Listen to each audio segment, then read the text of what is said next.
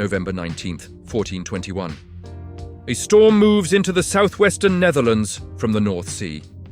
The dikes holding back the tidal waters of the Hollands Deep have been maintained by local landowners under a system where each owner is responsible for the section of dike that borders their property. Some sections have been neglected. Nobody in authority has inspected the complete system as a whole. By the time the storm passes, 72 villages have been destroyed. The land they stood on is now underwater. Historical accounts estimate between 2,000 and 10,000 people drowned. The Grote Waard, a fertile agricultural region of roughly 280 square kilometers, is gone. For decades afterwards, travelers describe looking out across open water at church spires visible above the surface where towns used to stand. The Netherlands does not recover the Grote Waard. That land stays submerged for centuries.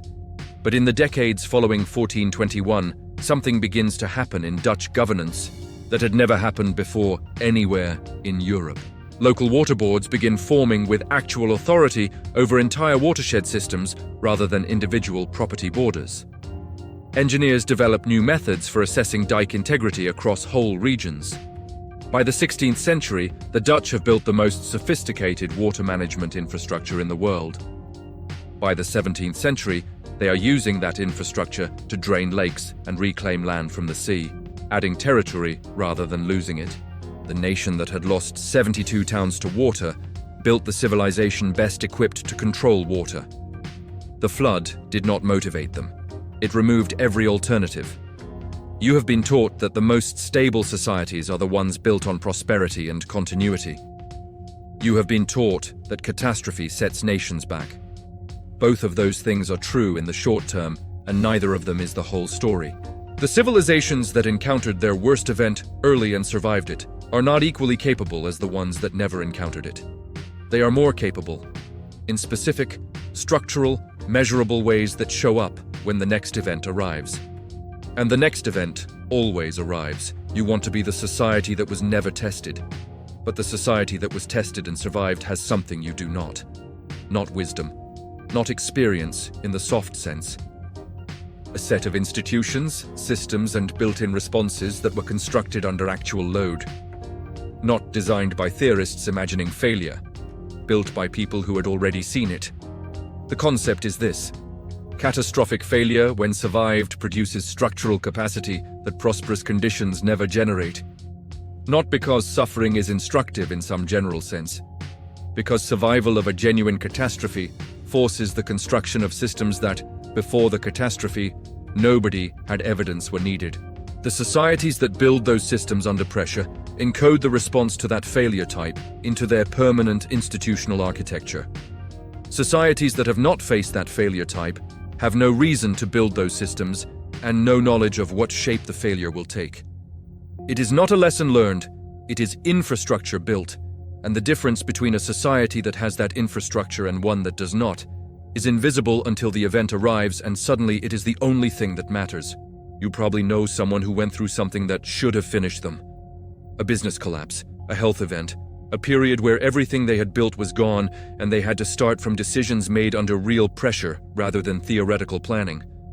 And you have probably noticed that those people make different decisions than people who have never been there.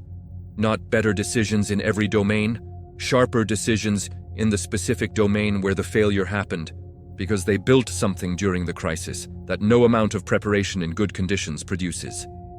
Scale that up from a person to a civilization, and you are looking at the same mechanism.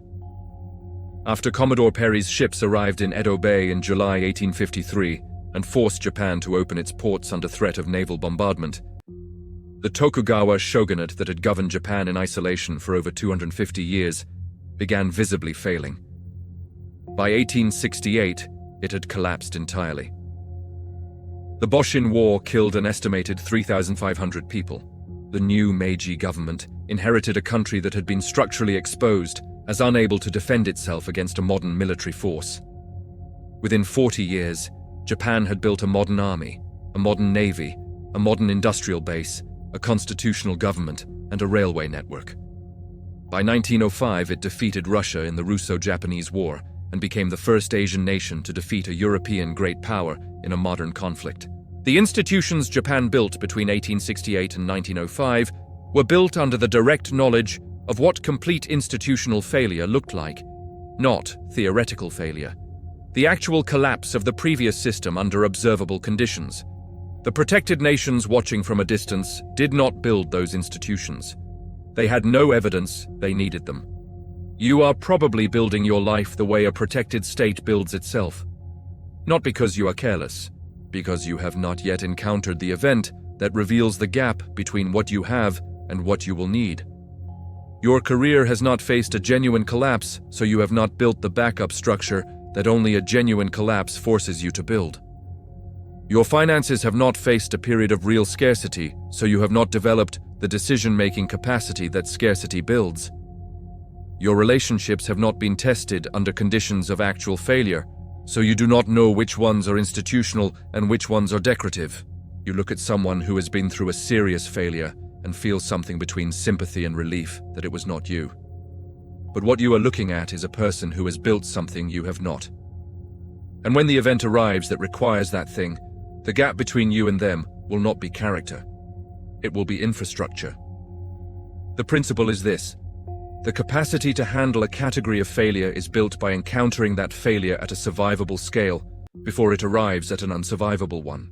In practice, this is not an instruction to seek catastrophe. It is a recalibration of how you read the difference between yourself and someone who has been through something hard. You have been reading that difference as luck. It is partly luck, but it is also structural. The person who went through the collapse and rebuilt is not equally equipped as you for every domain.